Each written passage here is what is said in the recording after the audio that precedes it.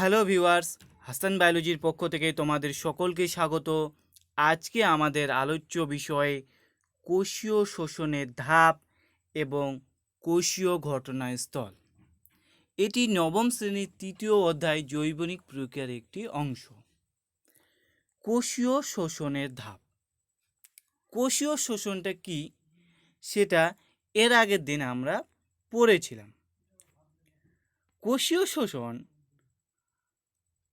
বলতে বোঝায় কোষীয় শোষণ বস্তু অর্থাৎ গ্লুকোজ বিভিন্ন প্রক্রিয়ার মাধ্যমে ভেঙে যে কার্বন ডাইঅক্সাইড, জল এবং তাপ উৎপন্ন করে সেটা হচ্ছে কোষীয় শোষণ। বা এটাও বলা যেতে পারে শোষণ মানে যে প্রক্রিয়ায় খাদ্যস্থ অস্থিতিক শক্তি গতিশক্তি রূপে রূপান্তরিত হয় বা মুক্ত হয় সেটা হচ্ছে শোষণ। কোষের মধ্যে যখন কোনো শোষণ ঘটে সেটা হচ্ছে কোষীয় শোষণ। আর কোষীয় শোষণ তিনভাবে হয়: সবাত শোষণ, অবাত শোষণ আর সন্ধান। সবাত শোষণের ক্ষেত্রে আমরা কি দেখেছিলাম না, সবাত শোষণের ক্ষেত্রে দেখেছিলাম শোষণ বস্তু বা গ্লুকোজ সেটা কি হয়েছিল, ভেঙে গিয়ে বা জারিত হয় জল, কার্বন ডাইঅক্সাইড এবং তাপ উৎপন্ন করেছিল। কিভাবে ভেঙেছিল? মুক্ত অক্সিজেনের উপস্থিতিতে শোষণ বস্তু সম্পূর্ণরূপে জারিত হয়। গ্লুকোজ অক্সিজেনের উপস্থিতিতে সম্পূর্ণভাবে জারিত হয় বা ভেঙে গিয়ে কার্বন ডাইঅক্সাইড, জল আর তাপ উৎপন্ন করেছিল। তাহলে এই যে গ্লুকোজ বা শোষণ বস্তু মুক্ত অক্সিজেনের উপস্থিতিতে সম্পূর্ণরূপে জারিত হয় বা ভেঙে গিয়ে কার্বন ডাইঅক্সাইড, জল এবং তাপ উৎপন্ন করছে, এটা কিভাবে করে সেটা আমরা পড়ব। অর্থাৎ বলা যেতে পারে সবাত শোষণের ধাপগুলো পড়ব। তাহলে সবাত শোষণের ক্ষেত্রে হচ্ছে কি, গ্লুকোজ ভেঙে গিয়ে কার্বন ডাইঅক্সাইড, জল এবং তাপ উৎপন্ন করছে। এই গ্লুকোজ ভেঙে গিয়ে যে তাপ, জল, কার্বন ডাইঅক্সাইড তৈরি করে সেটা কিন্তু সরাসরি করে না। মানে গ্লুকোজ ভেঙে গিয়ে কি তৈরি হচ্ছে, জল, কার্বন ডাইঅক্সাইড এবং তাপ উৎপন্ন হচ্ছে। তাহলে এই যে ভেঙে গিয়ে এগুলো উৎপন্ন হচ্ছে, এটা কিন্তু সরাসরি হয় না, কতগুলো ধাপের মাধ্যমে হয়। প্রথমে কি হয় যে গ্লুকোজ অণু প্রথমে ভেঙে যায়, ভেঙে গিয়ে দুই অণু পাইরুভিক অ্যাসিড তৈরি করে এবং এনএডি এটিপি তৈরি করে। তাহলে কি বললাম যে সবাত শোষণের ক্ষেত্রে আমরা দেখলাম গ্লুকোজ অণু ভেঙে গিয়ে কার্বন ডাইঅক্সাইড, জল এবং অক্সিজেন তাপ উৎপন্ন করছে। এই যে গ্লুকোজ অণু ভেঙে গিয়ে জল, কার্বন ডাইঅক্সাইড আর তাপ যে উৎপন্ন করছে, এটা কিন্তু ডাইরেক্ট হয় না, এগুলো ধাপে ধাপে হয়ে থাকে।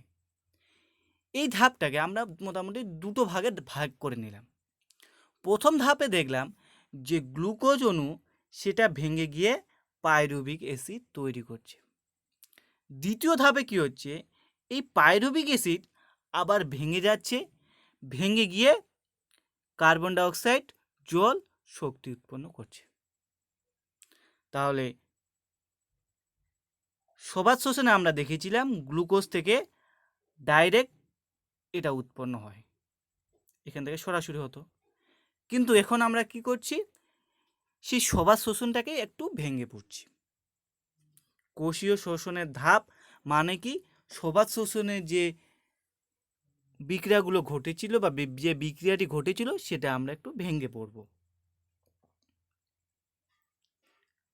তাহলে বললাম যে গ্লুকোজ থেকে যে কার্বন ডাইঅক্সাইড, জল, শক্তি উৎপন্ন হয় সেটা কিন্তু সরাসরি হয় না, এটা দুটো ধাপে হয়।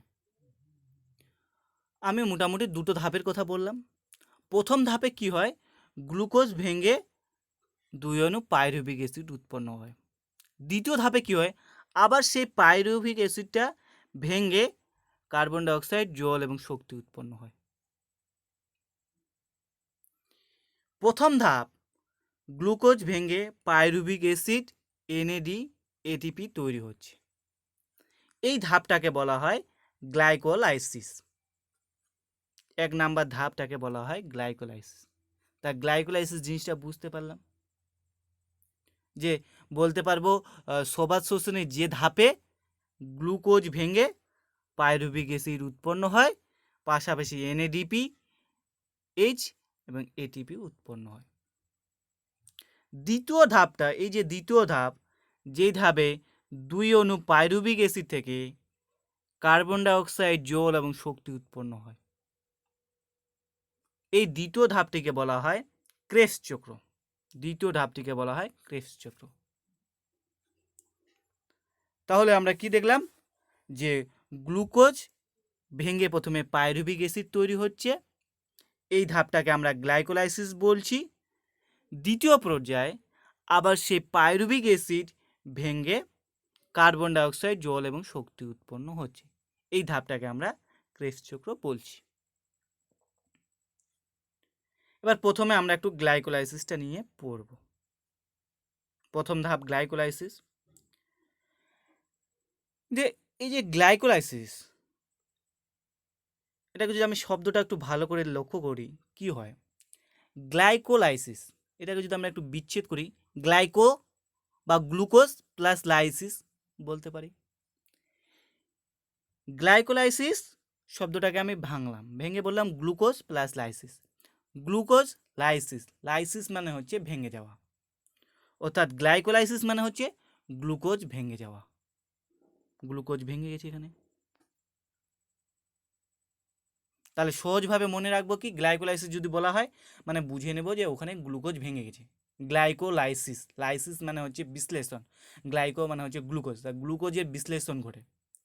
তাহলে এবার যদি সংজ্ঞা বলা হয় গ্লাইকোলাইসিস কাকে বলে, বলবে শোষণের যে ধাপে বা যে প্রক্রিয়ায় গ্লুকোজ অণু ভেঙে পাইরুভিক অ্যাসিড তৈরি হয়, তাকে বলা হয় গ্লাইকোলাইসিস।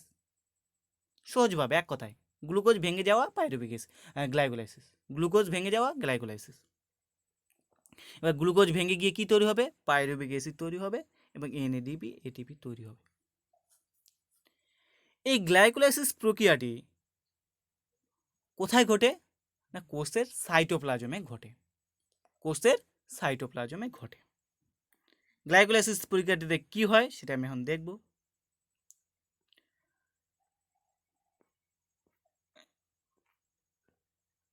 এই হচ্ছে গ্লাইকোলাইসিসের প্রক্রিয়ার একটা ছক।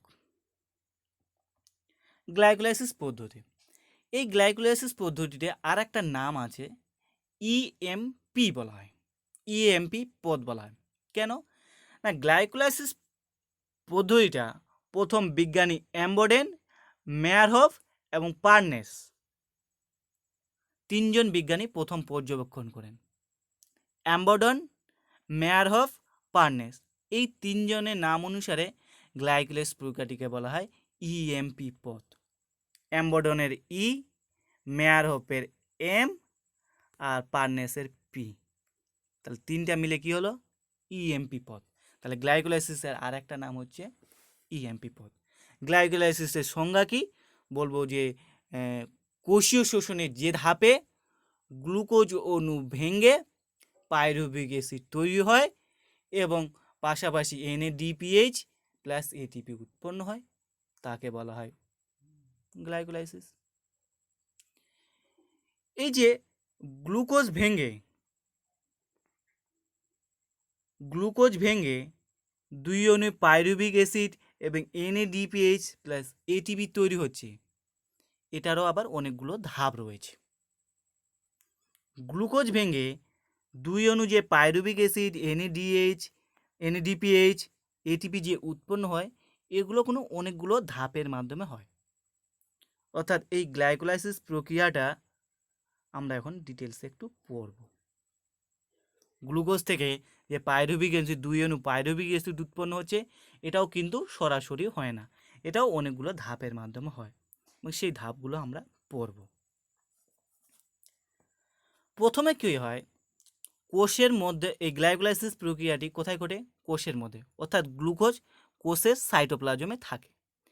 এই গ্লুকোজটা প্রথম যখন ভাঙে তখন ভেঙে পরিণত হয় গ্লুকোজ 6-ফসফেট। গ্লুকোজের সংকেত আমরা জানি, গ্লুকোজ হচ্ছে 6 কার্বনযুক্ত একটি যৌগ, তার জন্য আমরা গ্লুকোজ 6C লিখেছি এখানে, মানে 6টা কার্বনযুক্ত একটা যৌগ। তাহলে গ্লাইকোলাইসিসের একদম প্রথম পর্যায়ে কি হচ্ছে, গ্লুকোজ অণুটা ভেঙে যাচ্ছে। কার সাহায্যে? এখানে একটা উৎসেচকের দরকার পড়ে। উৎসেচকটা হচ্ছে Mg, ম্যাগনেসিয়াম। আমি যখন তোমাদের খনিজ পুষ্টি পড়াচ্ছিলাম তখন বলে দিয়েছিলাম ম্যাগনেসিয়াম কিন্তু উৎসেচক বা কোএনজাইম হিসেবে কাজ করে। তাহলে এই যে গ্লুকোজ ভেঙে গ্লুকোজ 6-ফসফেট তৈরি হয় গ্লাইকোলাইসিস প্রক্রিয়ার একদম প্রথম ধাপে, সেখানে কিন্তু একটা উৎসেচক কাজ করে, সেটার নাম হচ্ছে Mg। তাহলে প্রথমে কি হচ্ছে, গ্লুকোজ 6 কার্বনযুক্ত একটা অণু গ্লুকোজ, সেটা ভেঙে গ্লুকোজ 6-ফসফেট তৈরি করছে, হয়ে গেল। এবার এই যে গ্লুকোজ ভেঙে গ্লুকোজ 6-ফসফেট তৈরি হয়, সেখানে এক অণু এটিপির প্রয়োজন পড়ে। তাহলে সেজন্য আমি এরো চিহ্নটা কি দিয়েছি, এখানে এটিপি দিয়েছি। এটিপি তৈরি প্রয়োজন পড়ে, আবার এডিপি হিসেবে বেরিয়ে যায়। তাহলে গ্লুকোজ থেকে হলো গ্লুকোজ 6-ফসফেট। গ্লুকোজ 6-ফসফেট এখানে একটা উৎসেচক কাজ করে, সেটা হচ্ছে Mg2+ বা Mg++। এবার কি হয়, গ্লুকোজ 6-ফসফেট থেকে তৈরি হয় ফ্রুক্টোজ 6-ফসফেট। এখানে দুটো এই চিহ্ন, এরকম একটা চিহ্ন দেওয়া হয়েছে, এটাকে বলা হয় আইসোমার চিহ্ন, মানে দুটো একই জিনিস। তাহলে গ্লুকোজ 6-ফসফেট থেকে তৈরি হলো ফ্রুক্টোজ 6-ফসফেট। এখানেও এনজাইম ব্যবহৃত হয়, আমরা এনজাইমগুলো পড়ছি না, অনেক জটিল হয়ে যাবে বিষয়টি। তাহলে ফ্রুক্টোজ 6-ফসফেট তৈরি হলো, ফ্রুক্টোজ 6-ফসফেট থেকে তৈরি হয় ফ্রুক্টোজ 1,6-বিসফসফেট। এটাও 6 কার্বনযুক্ত একটা যৌগ। যখন ফ্রুক্টোজ 6-ফসফেট থেকে ফ্রুক্টোজ 1,6-বিসফসফেট তৈরি করতে আবার এটিপিরও প্রয়োজন পড়ে, তাহলে এখানে এখনো এটিপির প্রয়োজন হয়। তাহলে কি হলো, গ্লুকোজ থেকে তৈরি হয়ে গেল ফ্রুক্টোজ 1,6-বিসফসফেট। গ্লুকোজ থেকে ফ্রুক্টোজ 1,6-বিসফসফেট তৈরি করতে দুটো বা দুই অণু এটিপির ব্যবহৃত হলো, একটা দুটো।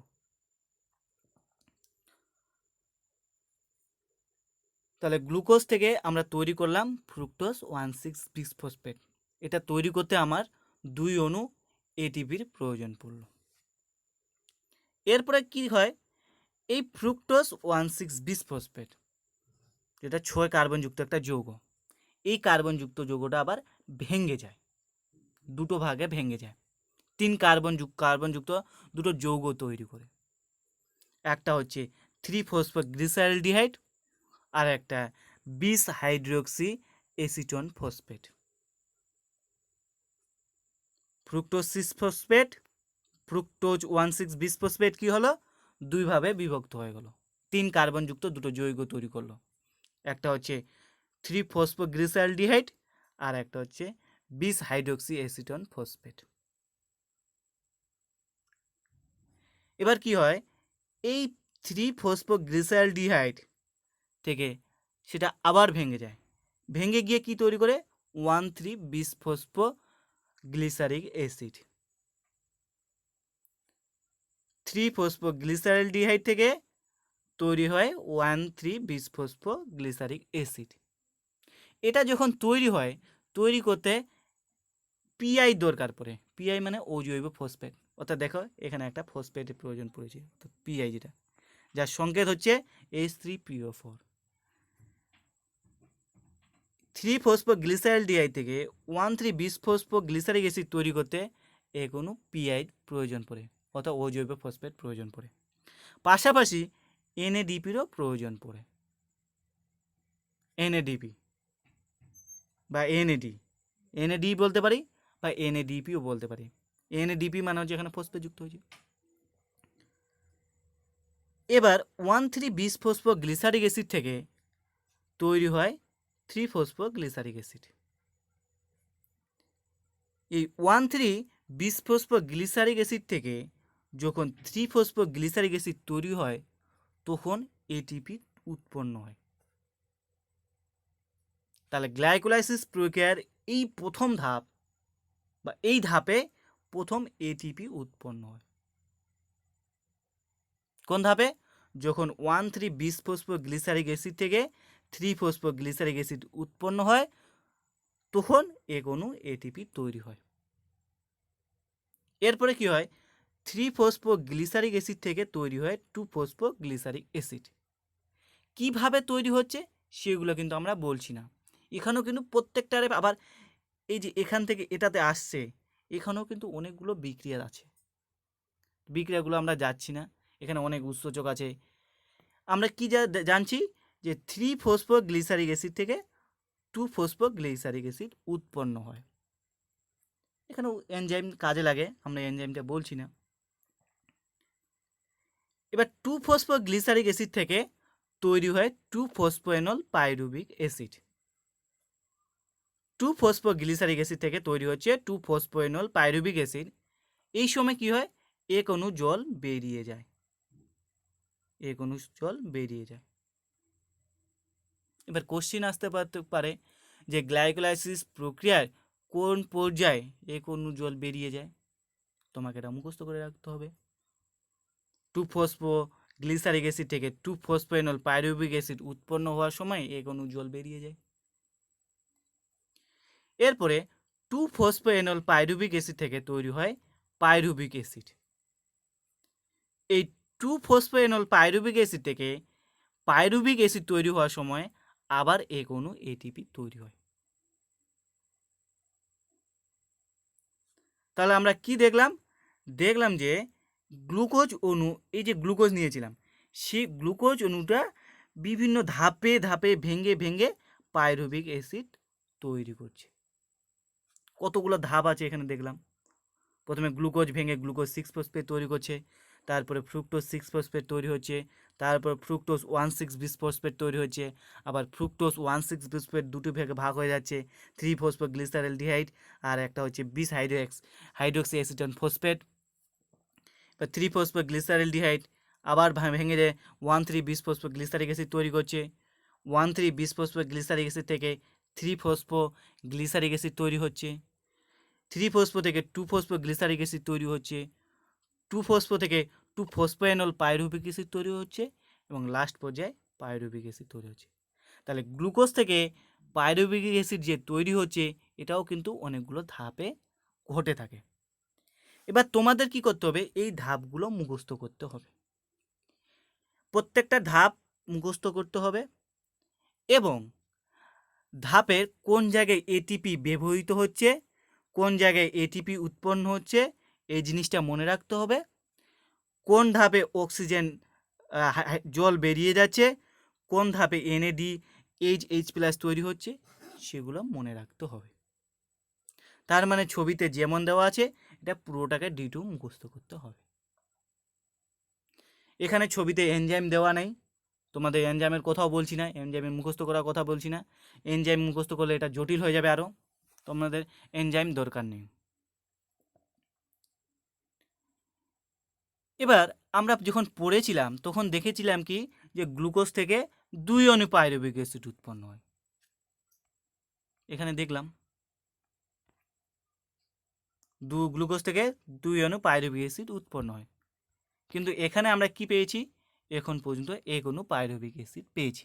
তাহলে এক অণু পাইরুভিক অ্যাসিড কোথা থেকে উৎপন্ন হবে? আর এক অণু পাইরুভিক অ্যাসিড এখান থেকে উৎপন্ন হবে,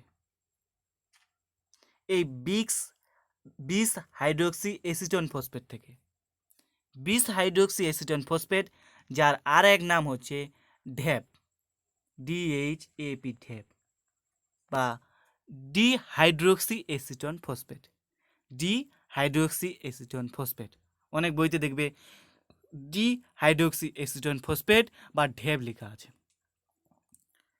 কি হয়, এই বিশ হাইড্রোক্সি অ্যাসিটন ফসফেট থেকে আবার পাইরুভিক অ্যাসিড তৈরি হয়। কিভাবে তৈরি হয়? এই প্রকারে, এভাবে যেমন এখানে যেমন ঘটনাটা ঘটলো ঠিক তেমনই ঘটনা এখানে পরপর ঘটে থাকে। এখানেও কি হয়, বিশ হাইড্রোক্সি অ্যাসিটন ফসফেটের পর তৈরি হবে 1,3 বিসফসফোগ্লিসারিক অ্যাসিড, তারপরে তৈরি হবে 3-ফসফোগ্লিসারিক অ্যাসিড, তারপরে তৈরি হবে 2-ফসফোগ্লিসারিক অ্যাসিড, তারপরে 2-ফসফেনল পাইরুভিক অ্যাসিড, তারপরে পাইরুভিক অ্যাসিড। মানে এই যে এই প্রক্রিয়াটা এখানে যা ঘটে যায় সেম জিনিসটাও এখানেও ঘটবে। ঘটার পর এখানে পাইরুভিক অ্যাসিড তৈরি হবে। তার ফলে কি হয়, গ্লুকোজ থেকে 2 অণু পাইরুভিক অ্যাসিড তৈরি হয়। তাহলে গ্লুকোজ থেকে গ্লাইকোলাইসিস প্রক্রিয়ায় যে 2 অণু পাইরুভিক অ্যাসিড তৈরি হয় সেটা আমরা বুঝতে পারলাম। তাহলে আমরা পাইরুভিক অ্যাসিড তৈরির পদ্ধতিটা জানলাম। এবারে আসব পাইরুভিক অ্যাসিড। পাইরুভিক অ্যাসিড কি করবে? এই পাইরুভিক অ্যাসিড ভেঙে আবার কার্বন ডাইঅক্সাইড, জল এবং শক্তি উৎপন্ন করে। তার মানে পাইরুভিক অ্যাসিডটা আবার ভাঙবে, ভেঙে জল, কার্বন ডাইঅক্সাইড আর শক্তি উৎপন্ন করবে। যেই প্রক্রিয়াটা আমরা নাম দিয়েছি ক্রেবস সাইকেল। তাহলে আমরা এখন ক্রেবস সাইকেল দেখব। তাহলে ক্রেবস সাইকেলটা একটু দেখি। এটা হচ্ছে ক্রেবস সাইকেলের ছবি বা ক্রেবস চক্র। এই ক্রেবস চক্র পড়ার আগে এটা নাম বলে দিই। এর নাম হচ্ছে ক্রেবস চক্র বা টিসিএ সাইকেল বা বলা হয় সাইট্রিক অ্যাসিড সাইকেল। এই ক্রেবস চক্রের 3টা নাম আছে। কেন নাম আছে পরবর্তীতে বলছি। তো এখন কি হলো, এই যে পাইরুভিক অ্যাসিড গ্লাইকোলাইসিস প্রক্রিয়ায় যে পাইরুভিক অ্যাসিড উৎপন্ন হলো সেই পাইরুভিক অ্যাসিডটা আমি এখানে লিখলাম। এই পাইরুভিক অ্যাসিড থেকে আবার কি উৎপন্ন হবে না, পাইরুভিক অ্যাসিড থেকে জল, কার্বন ডাইঅক্সাইড এবং শক্তি উৎপন্ন হবে। শক্তি মানে এখানে এটিপি উৎপন্ন হবে। এই যে পাইরুভিক অ্যাসিড, সেই পাইরুভিক অ্যাসিডটা উৎপন্ন কোথায় হলো? গ্লাইকোলাইসিস প্রক্রিয়া হলো। গ্লাইকোলাইসিস প্রক্রিয়াটি ঘটে কোষের সাইটোপ্লাজমে। আর ক্রেবস চক্র প্রক্রিয়াটি ঘটে কোষের মাইটোকন্ড্রিয়ায়। ক্রেবস চক্র প্রক্রিয়াটি ঘটে কোষের মাইটোকন্ড্রিয়ায়। তাহলে পাইরুভিক অ্যাসিড কি করবে? পাইরুভিক অ্যাসিড এখন ক্রেবস চক্রে ঢুকবে, অর্থাৎ কোষের সাইটোপ্লাজম থেকে বেরিয়ে এসে মাইটোকন্ড্রিয়ার মধ্যে ঢুকবে। পাইরুভিক অ্যাসিড সরাসরি মাইটোকন্ড্রিয়ার মধ্যে ঢুকতে পারে না। কি বললাম? পাইরুভিক অ্যাসিড সরাসরি মাইটোকন্ড্রিয়ার মধ্যে ঢুকতে পারে না, অর্থাৎ ক্রেবস চক্রের মধ্যে ঢুকতে পারে না। তখন কি করে, পাইরুভিক অ্যাসিডটা আবার ভেঙে যায়, ভেঙে তৈরি করে এসিটাইল কোয়ে। এবার কিভাবে ভেঙে যায়? পাইরুভিক অ্যাসিড যেটা একটা 3 কার্বনযুক্ত যৌগ, সেই পাইরুভিক অ্যাসিড থেকে এক অণু কার্বন ডাইঅক্সাইড বেরিয়ে যায়। তাহলে এক অণু যদি কার্বন ডাইঅক্সাইড বেরিয়ে যায় তাহলে পাইরুভিক অ্যাসিড কী হবে? 2 অণু কার্বনযুক্ত একটা যৌগে পরিণত হবে। 2 অণু কার্বনযুক্ত একটা যৌগ হলো এসিটাইল কোয়ে। তাহলে পাইরুভিক অ্যাসিড এসিটাইল কোয়ে পরিণত হয়ে গেল কি করে? এক অণু কার্বন ডাইঅক্সাইড বের করে দিয়ে। এখানে আরেকটা ঘটনা ঘটে, এই পাইরুভিক অ্যাসিড থেকে এসিটাইল কোয়ে তৈরি হওয়ার সময় এনএডিপির দরকার পড়ে বা এনএডির দরকার পড়ে। তাহলে পাইরুভিক অ্যাসিড প্লাস এনএডি মিলিত হয়ে কি তৈরি করছে? এসিটাইল কোয়ে বা acetyl CoA plus NADH plus H plus.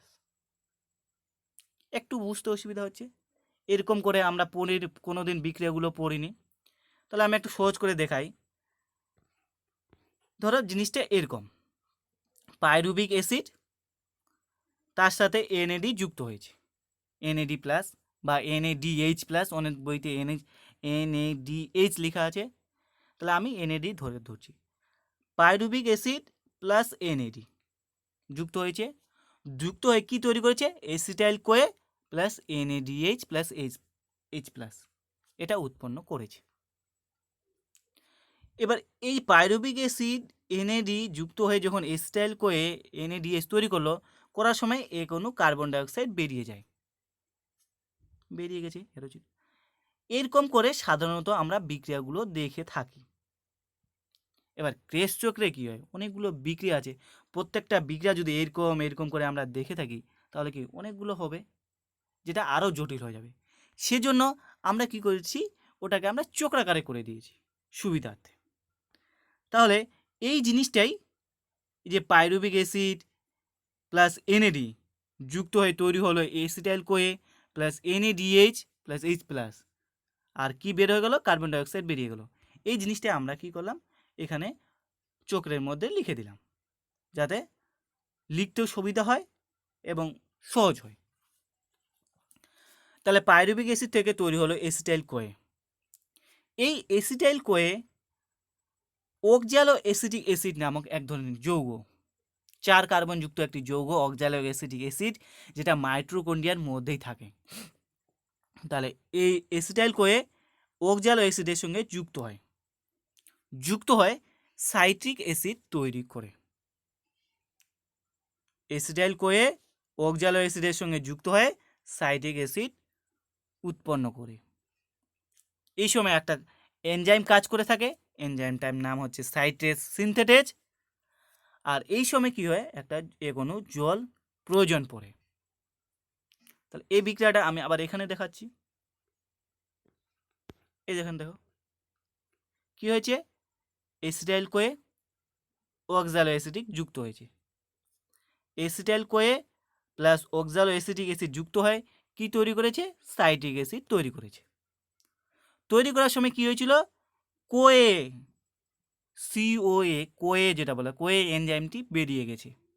Acetyl Koi থেকে কোয়েটা বেরিয়ে গেছে, কোয়ে থেকে এই কোয়েটা এদিক দিয়ে বেরিয়ে গেল, ঠিক আছে। আর কি হলো, এখানে জল প্রয়োজন পড়ে, অর্থাৎ জল যুক্ত হয়। তার মানে acetyl CoA plus oxaloacetic acid plus জল মিলিত হয় সাইট্রিক অ্যাসিড উৎপন্ন হয়, আর সিওএ অর্থাৎ কোয়ে এনজাইমটা বেরিয়ে যায়। ওই জিনিসটা আমরা কি করেছি, এখানে লিখে দিয়েছি চক্রাকারে। তাহলে অক্সালো অ্যাসিটিক অ্যাসিড এসিটাইল কোয়ে যুক্ত হয়ে আমার তৈরি করলো সাইট্রিক অ্যাসিড, হয়ে গেল। এবার কি হবে, সাইট্রিক অ্যাসিডটা আবার ভাঙবে। সাইট্রিক অ্যাসিড থেকে একটা এক অণু জল বেরিয়ে গেল। তাহলে সাইট্রিক অ্যাসিড থেকে যদি এক অণু জল বেরিয়ে যায়, সেটা হবে সিস অ্যাকোনাইট্রিক অ্যাসিড। এটা আমি তোমাদের আর ওইরকম করে দেখাচ্ছি না, ডাইরেক্ট এখানেই বলে দিচ্ছি। তাহলে সাইট্রিক অ্যাসিড থেকে কি হলো, এক অণু জল বেরিয়ে গেল, বেরিয়ে গিয়ে তৈরি হলো 6 অ্যাকোনাইট্রিক অ্যাসিড। এটার আমরা নাম দিয়েছি ক্রেবস চক্র। এই যে চক্রটা গোল করে যেটা দেখতে পাচ্ছি, সেটা হচ্ছে ক্রেবস চক্র নাম দেওয়া হয়েছে। ক্রেবস চক্র কেন নাম দেওয়া হয়েছে, কারণ এই ক্রেবস চক্র নাম দেওয়া হয়েছে, এই বিক্রিয়াটি বা এই চক্রটি প্রথম বিজ্ঞানী হ্যান্স ক্রেব 1927 খ্রিস্টাব্দে পর্যবেক্ষণ করেন। 1937 খ্রিস্টাব্দে প্রথম পর্যবেক্ষণ করেন, এবং তার নাম অনুসারে এটাকে বলা হয় ক্রেবস সাইকেল।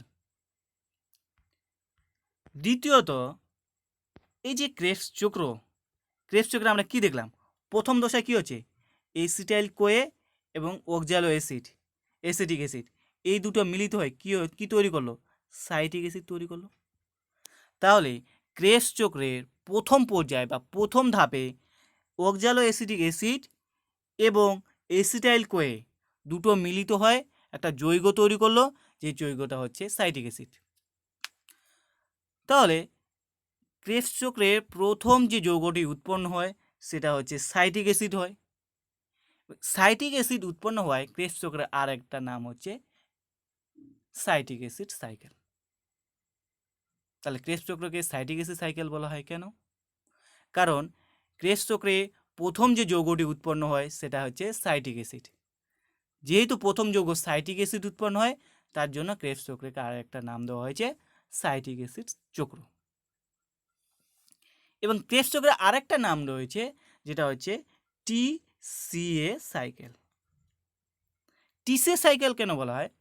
এই যে সাইট্রিক অ্যাসিডের যদি আমরা গঠন দেখি, তাহলে আমি এখানে গঠনটা দেখাচ্ছি না তোমাদের। গঠন দেখলে এই গঠনের মধ্যে 3টা কার্বক্সিল গ্রুপ থাকে। কার্বক্সিল গ্রুপ মানে হচ্ছে COOH।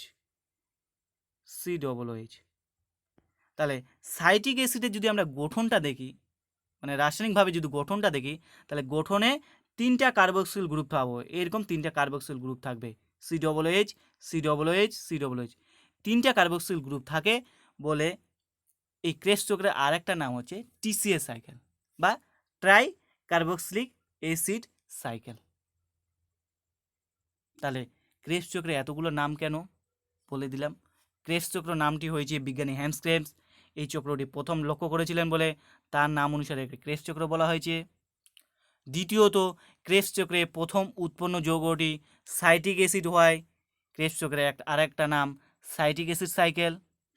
তৃতীয়ত, সাইট্রিক অ্যাসিডে 3টি কার্বক্সিল গ্রুপ থাকায় ক্রেবস চক্রকে টিসিএস সাইকেল বা ট্রাই কার্বক্সিলিক অ্যাসিড সাইকেল বলা হয়। আবার চলে আসি এই চক্রের মধ্যে, আমরা দেখলাম সাইট্রিক অ্যাসিড কী করলো? এক অণু জল বের করে দিল, দিয়ে কিসে পরিণত হলো? Cis aconitic acid. এবার এখানে একটা এনজাইম কাজ করে, এনজাইমটার নাম হচ্ছে অ্যাকোনাইটেজ। আমি এনজাইমগুলো বলছি না, এনজাইমগুলো এখানে দেওয়া আছে, যাদের প্রয়োজন তারা পড়ে নেবে। এই অ্যাকোনাইটেজ আইসোসাইটেড ডিহাইড্রোজেন এগুলো সব এনজাইম, ঠিক আছে? তো এনজাইমটা তোমাদের না পড়লেও হবে। সিস অ্যাকোনাইটিক অ্যাসিড থেকে আবার কি তৈরি হবে? আইসোসাইটিক অ্যাসিড তৈরি হবে। কিভাবে? সিস অ্যাকোনাইটেজের সঙ্গে আবার জল যুক্ত হবে, জল যুক্ত হয়ে আইসোসাইট্রিক অ্যাসিড তৈরি হয়। এই আইসোসাইট্রিক অ্যাসিড 6 কার্বনযুক্ত একটা যৌগ। এরপরে ধাপে আইসোসাইট্রিক অ্যাসিড থেকে তৈরি হয় অক্সালোসাকসিনিক অ্যাসিড। এই যে আইসোসাইট্রিক অ্যাসিড থেকে অক্সালোসাকসিনিক অ্যাসিড তৈরি হয়, তখন কি করে? এক অণু NADP প্রয়োজন পড়ে, অর্থাৎ এক অণু NADP প্লাস আইসোসাইট্রিক অ্যাসিড মিলিত হয়ে কি তৈরি করে? Oxalosuccinic acid plus NADH plus H+। তার মানে এখানে এক অণু NADPর প্রয়োজন পড়ছে। এবার অক্সালোসাকসিনিক অ্যাসিড থেকে তৈরি হয় alpha keto glutaric acid. অক্সালোসাকসিনিক acid থেকে তৈরি হয় আলফা কিটো গ্লুটারিক অ্যাসিড। এটা তৈরি হওয়ার সময় এক অণু কার্বন ডাইঅক্সাইড বেরিয়ে যায়, দেখতে পাচ্ছি এরো চিহ্নের মধ্যে দেওয়া আছে। অক্সালোসাকসিনিক অ্যাসিড 6 কার্বনযুক্ত একটি যৌগ, সেখান থেকে এক অণু কার্বন ডাইঅক্সাইড বেরিয়ে গেছে। এক অণু কার্বন ডাইঅক্সাইড মানে কি? একটা কার্বন কমে গেল। তাহলে যে যৌগটা উৎপন্ন হবে সেই যৌগটার নাম হচ্ছে আলফা কিটো গ্লুটারিক অ্যাসিড, এবং এর কার্বনের সংখ্যা হচ্ছে কত? 5টা, তার জন্য 5C লেখা হয়েছে। এটা ছিল 6C। একটা কার্বন ডাইঅক্সাইড বেরিয়ে গেছে, তার মানে একটা কার্বন কমে গেল, 5C। এরপরে কি হবে? আলফা কিটো গ্লুটারিক থেকে অ্যাসিড থেকে তৈরি হবে সাকসিনিল কোয়ে। আলফা কিটো গ্লুটারিক থেকে অ্যাসিড থেকে তৈরি হচ্ছে সাকসিনিল কোয়ে। এই আলফা কিটো গ্লুটারিক অ্যাসিড থেকে যখন সাকসিনিল কোয়ে তৈরি হয়, তখনও কিন্তু এক অণু কার্বন ডাইঅক্সাইড বেরিয়ে যায়। তাহলে এক অণু যদি কার্বন ডাইঅক্সাইড বেরিয়ে যায়, তাহলে যৌগটা কি হবে? 4 কার্বনযুক্ত যৌগ উৎপন্ন হবে। যৌগটা 4 কার্বনযুক্ত একটা যৌগ। এই সময় একটা এনজাইম প্রবেশ করে, যেটাকে বলা হয় কোএএসএইচ এনজাইম বলা হয়। এই এনজাইমটা প্রবেশ করে। আবার এক্ষেত্রে কী হয়? NADP ব্যবহৃত হয় এবং NADPর প্রয়োজন পড়ে, যেটি NADH প্লাস H+ তৈরি করে।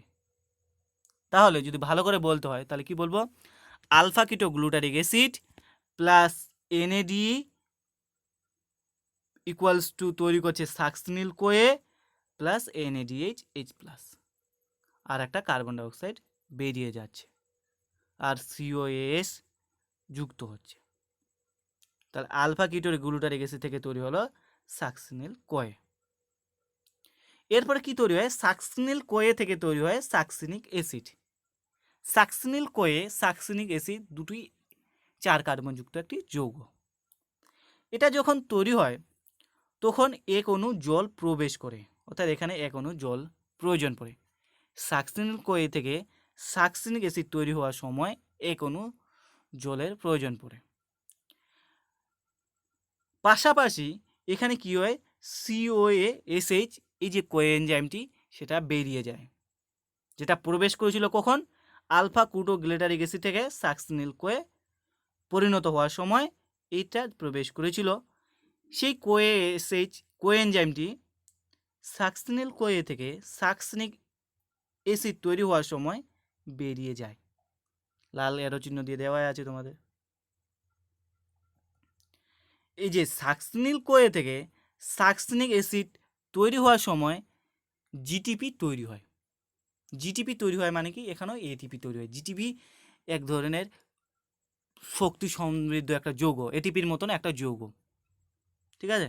তাহলে সাকসিনিল কোয়ে থেকে যখন সাকসিনিক অ্যাসিড তৈরি হয় তখন কিন্তু এটিপি উৎপন্ন হয়। এরপরে সাকসিনিক অ্যাসিড থেকে তৈরি হয় ফিউমারিক অ্যাসিড। সাকসিনিক অ্যাসিড থেকে ফিউমারিক অ্যাসিড যখন তৈরি হয় তখন একটা এনজাইম সাহায্য করে, সেটা এনজাইমটার নাম সাকসিনিস ডিহাইড্রোজেনেস। প্রত্যেকটার ক্ষেত্রে এনজাইম থাকে, এনজাইম। এক্ষেত্রে কি হয়, এফএডি ব্যবহৃত হয়। এই এফএডি যৌগটি FADH2-তে পরিণত হয়। যেমন আলফা কিটোগ্লুটারিক অ্যাসিড থেকে যখন সাকসিনিল কোয়ে তৈরি হয়েছিল তখন NADর প্রয়োজন পড়েছিল। ঠিক তেমনি যখন আমি সাকসিনিক অ্যাসিড থেকে ফিউমারিক অ্যাসিড তৈরি করব বা তৈরি হবে, সেক্ষেত্রে FAD অণুর প্রয়োজন পড়ে। তাহলে এই FAD অণুটা কি তৈরি করবে, FADH2 তৈরি করে। তাহলে সাকসিনিক অ্যাসিড থেকে তৈরি হলো ফিউমারিক অ্যাসিড। এবার ফিউমারিক অ্যাসিড থেকে তৈরি হবে মেলিক অ্যাসিড। এই ফিউমারিক অ্যাসিড থেকে মেলিক অ্যাসিড তৈরি করার সময় কোনো জলের প্রয়োজন পড়ে। ফিউমারিক অ্যাসিড থেকে মেলিক অ্যাসিড তৈরি করার সময় কোনো জলের প্রয়োজন পড়ে, সেই জন্য আমি জল প্রবেশ করিয়েছি এখানে। এরপরে মেলিক অ্যাসিড থেকে তৈরি হয় অক্সালিক অ্যাসিড। মেলিক অ্যাসিড থেকে অক্সালিক অ্যাসিটিক অ্যাসিড তৈরি করার সময় আবার NADP বা NADর প্রয়োজন পড়ে। NADP দিয়েছি এখানে, প্রয়োজন পড়ে। তাহলে এভাবে কি হচ্ছে, পাইরুবিক অ্যাসিড থেকে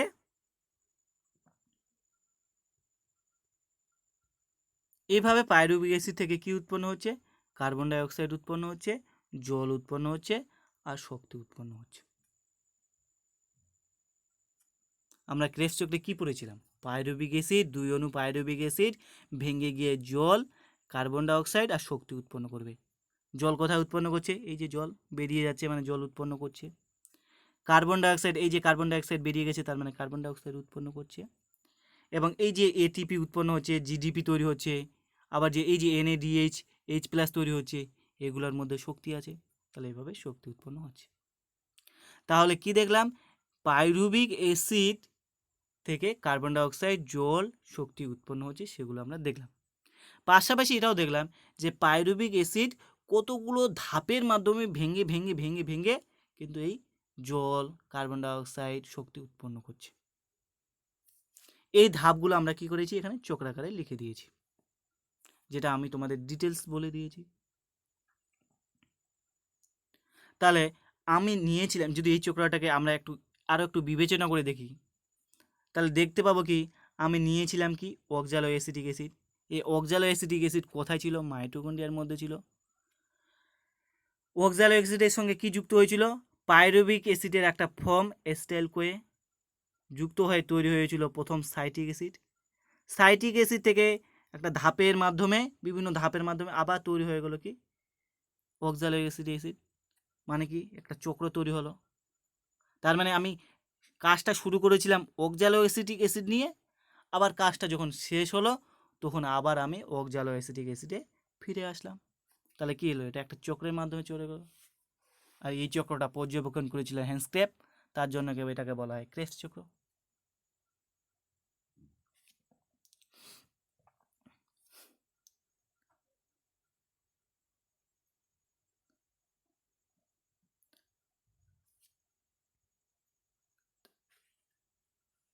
তাহলে আমরা ক্রেবস চক্র জিনিসটা বুঝতে পারলাম।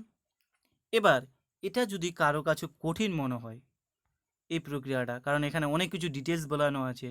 যদি কারো কাছে কঠিন মনে হয় তাহলে তাদের জন্য বলছি, তোমরা ছায়া বইতে, তোমাদের ছায়ার টেক্সট বইটা আছে, সেখানে দেখবে এরকম একটা ক্রেস্ট চক্রের ছবি দেওয়া আছে, তোমরা সেটাও করতে পারো। কিন্তু এটা করলে অসুবিধা কোথায়, এখানে নাম্বার পাওয়ার সম্ভাবনা কম।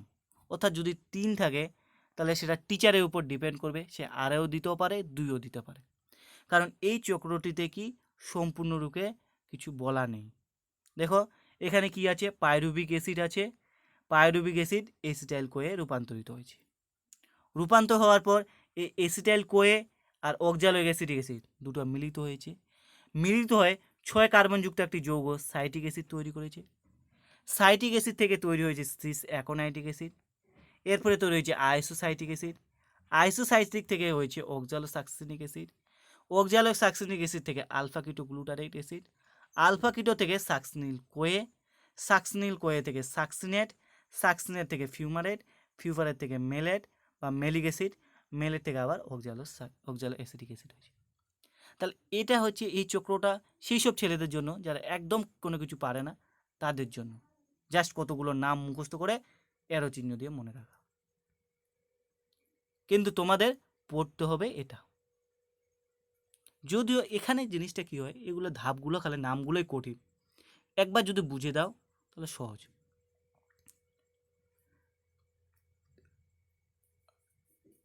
বা তোমরা কি করবে, এই নামগুলো মুখস্থ করবে, নামগুলো মুখস্থ করবে, পাশাপাশি কোন জায়গায় এনএডিপি ব্যবহার হচ্ছে, কোন জায়গায় জল বেরিয়ে যাচ্ছে, কোন জায়গায় জল যুক্ত হচ্ছে, কোথায় এনএডিএইচ বেরিয়ে যাচ্ছে, কোথায় এটিপি তৈরি হচ্ছে, কোথায় FADH2 তৈরি হচ্ছে, কোথায় NADH2 বা NADH তৈরি হচ্ছে, সেটা পড়বে। মানে পুরোটাই তোমাদের পড়তে হবে। তাহলে এটা গেল ক্রেবস চক্র।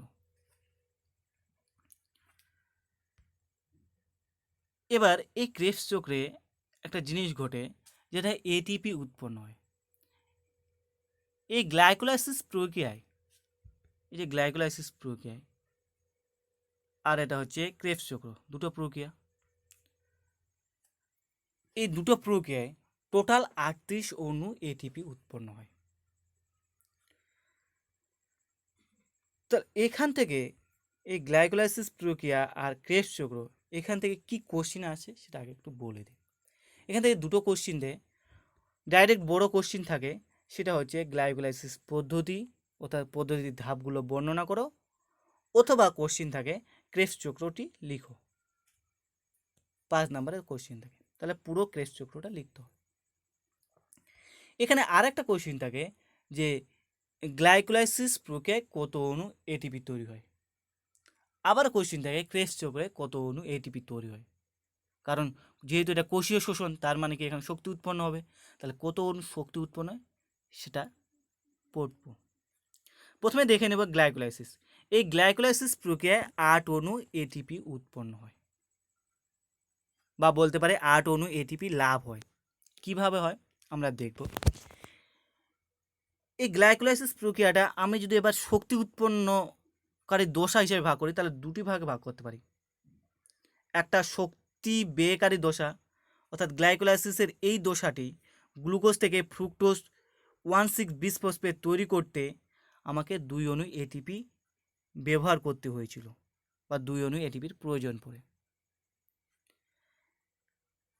এই যে 3-ফসফোগ্লিসারিক অ্যাসিড থেকে, গ্লিসারিলডিহাইড থেকে পাইরুভিক অ্যাসিড উৎপন্ন হওয়ার সময় দেখো 2 অণু এটিপি তৈরি হয়েছে। তাহলে আমরা এখন কি পড়ব, গ্লাইকোলাইসিস প্রক্রিয়ায় কত অণু এটিপি তৈরি হয়। প্রথমে দেখো এখানে কোথায় এটিপি তৈরি হয়েছে, এই ধাপটাতে একটা এটিপি তৈরি হয়েছে। কত অণু হয়েছে, 1 অণু একটা হয়েছে। আবার যখন 2-ফসফোএনল থেকে পাইরুভিক অ্যাসিড তৈরি হচ্ছে, সেখানেও 1 অণু এটিপি তৈরি হচ্ছে। তাহলে আমরা কোন অণু এটিপি পেলাম, 2 অণু এটিপি পেলাম, 2 অণু লিখে রাখলাম। প্লাস দেখো 2-ফসফোগ্লিসারেলডিহাইড থেকে যখন 1,3-বিসফসফোগ্লিসারিক অ্যাসিড তৈরি হচ্ছে, সেখানে কি তৈরি হয়েছে, NADH+H+, বা বলতে পারি NADH2 উৎপন্ন হয়েছে। NADH plus H plus equals to NADH2, একই জিনিস। তাহলে এই NADH2 থেকে 3 অণু ATP তৈরি হয়, অর্থাৎ এক অণু NADH2 থেকে 3 অণু ATP পাই। তাহলে আমরা কি পেলাম এখানে? এক অণু NADH2 পেয়েছি, মানে 3 অণু ATP পাবো। তাহলে টোটাল আমি কত অণু ATP পেলাম? 5 অণু ATP পেলাম। এবার এই জিনিসটা তো বললাম, আমি আবারও বলেছিলাম এই যে 20 হাইড্রোক্সি অ্যাসিটোন ফসফেট থেকে কি তৈরি হয়? পাইরুভিক অ্যাসিড তৈরি হয়। তাহলে কেমনভাবে তৈরি হয়? এই সেম জিনিসটা এখানেও ঘটে। 3-ফসফোগ্লিসারিলডিহাইড থেকে যেভাবে পাইরুভিক অ্যাসিড তৈরি হয়, ঠিক তেমনইভাবে 20 হাইড্রোক্সি অ্যাসিটোন ফসফেট থেকে বা ঢেপ থেকে পাইরুভিক অ্যাসিড তৈরি হয়। তাহলে এখানে পাইরুভিক অ্যাসিড তৈরি হওয়ার সময় এই প্রক্রিয়ায় এখানেও 5 অণু ATP তৈরি হবে। তাহলে টোটাল কত অণু ATP তৈরি হলো? আমার 10 অণু ATP তৈরি হলো। এখানে তৈরি হলো 5 অণু, আবার এখানে যখন উঠবে তখন 5 অণু। তাহলে 5 অণু প্লাস 5 অণু ইকুয়ালস টু 10 অণু। এই 10 অণু গ্লাইকোলাইসিস প্রক্রিয়ায় ATP উৎপন্ন হয়। কিন্তু গ্লাইকোলাইসিস প্রক্রিয়ায় ATP বের হয় কত অণু? 1 অণু, 2 অণু। তাহলে 2 অণু ATP আমি যখন গ্লাইকোলাইসিস প্রক্রিয়া ঘটার জন্য প্রথমে ব্যবহৃত হয়েছে, তাহলে এখান থেকে 2 মাইনাস করে দিলাম। তাহলে আমার লাভ হলো কত? 8 অণু। তাহলে বলতে পারি গ্লাইকোলাইসিস প্রক্রিয়ায় কত অণু ATP উৎপন্ন হয় বা লাভ হয়? লাভ হয় 8 অণু। টোটাল কিন্তু উৎপন্ন হয় 10 অণু, যার মধ্যে 2 অণু ব্যয় হয় বা খরচ হয় বলে আমরা বিয়োগ করে দিয়েছি। তাহলে টোটাল গ্লাইকোলাইসিস প্রক্রিয়ায় উৎপন্ন ATPর সংখ্যা হচ্ছে 10 অণু, লাভ হচ্ছে 8 অণু। এবারে আসবো ক্রেবস চক্রে। ক্রেবস চক্রে কি হয়? ক্রেবস চক্রে 30 অণু ATP উৎপন্ন হয়। কিভাবে? এই যে ক্রেবস চক্রটা নিয়েছি সেটা হয়েছে এক অণু পাইরুভিক অ্যাসিড দিয়ে। এক অণু পাইরুভিক অ্যাসিড দিয়ে ক্রেবস চক্রটা আমি করেছি। তো এরকম ক্রেবস চক্র আরেকটা হবে, কারণ গ্লাইকোলাইসিস প্রক্রিয়ায় 2 অণু পাইরুভিক অ্যাসিড উৎপন্ন হয়। তাহলে গ্লাইকোলাইসিস প্রক্রিয়ায় যদি 2 অণু পাইরুভিক অ্যাসিড উৎপন্ন হয়, তাহলে দুটো ক্রেবস চক্র তৈরি হবে। এই ক্রেবস চক্রটা ঘটায় কোথায়? মাইটোকন্ড্রিয়ার মধ্যে। তাহলে এর ক্ষেত্রে আমরা দেখব কত অণু ATP উৎপন্ন হয়েছে। এই যে দেখো, প্রথম ধাপে পাইরুভিক অ্যাসিড থেকে যখন অ্যাসিটাইল কোয়ে উৎপন্ন হচ্ছে, তখন কি হয়েছে? এক অণু NADH তৈরি হয়েছে। এক অণু NADH প্লাস বা NADH2 মানে কত অণু ATP? 3 অণু ATP। তাহলে আমি 3 লিখলাম এখানে। আবার তোমরা দেখো, এই যে আইসোসাইটিক থেকে যখন অক্সালোসাক্সিনিক অ্যাসিড তৈরি হচ্ছে, তখন কত অণু ATP তৈরি হয়েছে? তখনও 3 অণু ATP তৈরি হয়েছে। আবার দেখো এখানে আলফা কিটোগ্লুটারিক অ্যাসিড থেকে যখন সাকসিনিল কোয়ে তৈরি হচ্ছে, তখন কি হচ্ছে? NADH প্লাস উৎপন্ন হয়েছে। আর এক অণু NADH প্লাস মানে কি? 3 অণু ATP। তাহলে 3 অণু লিখলাম। আবার দেখো, সাকসিনিল কোয়ে থেকে যখন সাকসিনিক অ্যাসিড তৈরি হচ্ছে, তখন কি হচ্ছে? জিটিপি তৈরি হয়েছে। জিটিপি মানে হচ্ছে এক অণু ATP। তাহলে 1 লিখলাম। আবার সাকসিনিক অ্যাসিড থেকে যখন ফিউমারিক অ্যাসিড তৈরি হচ্ছে, তখন কি হয়েছে? FADH2 তৈরি হয়েছে। এক অণু FADH2 মানে হচ্ছে 2 অণু ATP। তাহলে 2 অণু ATP যোগ করলাম। আবার যখন মেলিক অ্যাসিড থেকে অক্সালো অ্যাসিটিক অ্যাসিড তৈরি হচ্ছে, তখন কি হচ্ছে? এক অণু NADH3 তৈরি হচ্ছে। তাহলে এক অণু NADH2 মানে কি? 3 অণু ATP। তাহলে এবার আমার টোটাল কত হলো? 3, 2 এ 5, 5 একে 6, 6 3 9, 9 3 12, 12 3 15। তাহলে 15 অণু ATP তৈরি হলো। 3 3 6, 3 9, 9 একে 10, 10 2 12, 12 3 15। তাহলে 15 অণু ATP তৈরি হলো। কোথায় কোথায়? এই যে একটা এখানে ঘটলো, এখানে 3 অণু, এখানে 3 অণু হয়েছিল, এখানে 3 অণু হয়েছে 6 অণু, এখানে 3 অণু 9 অণু, এখানে জিটিপি থেকে মানে 1 অণু 10 অণু, FADH2 মানে হচ্ছে 2 অণু এটিপি, তাহলে 12 অণু, আর এখানে হচ্ছে 3 অণু 15 অণু। তাহলে পাইরুভিক অ্যাসিড 1 অণু পাইরুভিক অ্যাসিড থেকে 15 অণু আমি এটিপি পাচ্ছি। তাহলে গ্লাইকোলাইসিস প্রক্রিয়ায় কত অণু পাইরুভিক অ্যাসিড হয়? 2 অণু। তাহলে 15 দুগুণে 30, অর্থাৎ 30 অণু আমি এটিপি পাবো। তাহলে ক্রেস চক্রে আমরা কত অণু এটিপি পাবো? 30 অণু। এই জিনিসটা আমি এখানে একটা ছবিতে দিয়ে দিয়েছি, হ্যাঁ, যেটা বললাম সেটা এখানে লিখে দিয়েছি, তোমরা দেখে নেবে। তাহলে গ্লাইকোলাইসিস প্রক্রিয়ায় 8 অণু এটিপি লাভ হচ্ছে, আর ক্রেস চক্রে আমার 15 অণুই এটিপি লাভ হচ্ছে। কেন? কারণ ক্রেস চক্রে কোনো শক্তি ব্যয় হয়নি, দেখো কোথাও কিন্তু এটিপির প্রয়োজন পড়েনি, তার জন্য এখানে কোনো বিয়োগ করারও প্রয়োজন নেই। এখানে যেটুকু এটিপি পাবো সবগুলো আমার লাভ হবে। তাহলে এখানে 15 অণু এটিপি পেলাম। আর একটা পাইরুভিক অ্যাসিড থেকে আবার যখন ক্রেস চক্র ঘটবে তাহলে সেখানেও 15 অণু পাবো, তাহলে টোটাল 30 অণু। তাহলে ক্রেস চক্রে আমরা টোটাল 30 অণু পাচ্ছি, গ্লাইকোলাইসিস প্রক্রিয়া 8 অণু। তাহলে বলতে পারি সবাজ শোষণ প্রক্রিয়ায় মোট 38 অণু এটিপি তৈরি হয়। তাহলে আমরা আজকে গ্লাইকোলাইসিসটা পড়লাম, পাশাপাশি ক্রেস চক্র পড়লাম। বাকি থাকলো প্রান্তীয় শোষণ। প্রান্তীয় শোষণ কি? এই যে বললাম FADH2 থেকে, এই যে FADH2 থেকে 2 অণু এটিপি তৈরি হয়, আবার NADH2 থেকে 3 অণু এটিপি তৈরি হয়। এই এটিপিগুলো শোষণের যে পর্যায়ে ঘটে বা যে পর্যায়ে উৎপন্ন হয় সেটা হচ্ছে প্রান্তীয় শোষণ। কি বলবো না, প্রান্তীয় শোষণে কি ঘটে? NADH2 থেকে 3 অণু এটিপি উৎপন্ন হয়, আর 1 অণু FADH2 থেকে 2 অণু এটিপি তৈরি হয়। এই যে ঘটনাটা সেটা তৈরি হচ্ছে কোথায়? প্রান্তীয় শোষণে। তাহলে আমাদের গ্লাইকোলাইসিস, ক্রেবস চক্র, প্রান্তীয় শোষণ হয়ে গেল। তোমরা কি করবে? এই গ্লাইকোলাইসিস প্রক্রিয়াটি পড়বে। গ্লাইকোলাইসিস মানে হচ্ছে গ্লুকোজ ভেঙে যাওয়া। গ্লুকোজ অনেকগুলো ধাপে ভেঙে যায়, কতগুলো ধাপে ভেঙে যায় এই ধাপগুলো এখানে দেখানো হয়েছে, সেটা পড়বে। আর পড়বে ক্রেবস চক্র। ক্রেবস চক্র মানে কি? এই ক্রেবস চক্রটা ঘটে কোথায়? মাইটোকন্ড্রিয়ার মধ্যে ঘটে, মাইটোকন্ড্রিয়ার ধাত্রে ঘটে, ঠিক আছে। পাইরুভিক অ্যাসিড আর এসিটাইল কোয়ে মিলিত হয় সাইটিক অ্যাসিড তৈরি হয়। পাইরুভিক অ্যাসিডটা কী হয়? এসিটাইল কোয়ে রূপান্তরিত হয়। কেন? কারণ পাইরুভিক অ্যাসিড সরাসরি মাইটোকন্ড্রিয়ায় প্রবেশ করতে পারে না। তাহলে পাইরুভিক অ্যাসিড এসিটাইল কোয়ে রূপান্তরিত হয়, মাইটোকন্ড্রিয়ায় প্রবেশ করে। এবার এই এসিটাইল কোয়ে আর অক্সালোইক অ্যাসিড মিলিত হয়ে সাইটিক অ্যাসিড তৈরি করে, যেটা ক্রেবস চক্রে প্রথম উৎপন্ন যৌগ। এই সাইটিক অ্যাসিড আবার বিভিন্ন ধাপের মাধ্যমে পুনরায় অক্সালোইক অ্যাসিডে ফিরে আসে। এই ধাপগুলো এখানে দেখানো হয়েছে, এগুলো পড়তে হবে।